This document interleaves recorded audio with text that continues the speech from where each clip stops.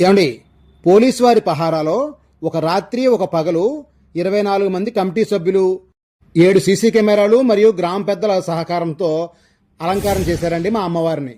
మా అమ్మవారు ఎవరో కాదండి, తూర్పుగోదావరి జిల్లాలోని రాజమండ్రి కూతవేడు దూరంలో ఉన్న కడీపులంక బుర్రిలంక మధ్యలో ఉన్న అమ్మవారే శ్రీ ముసలమ్మ అమ్మవారు.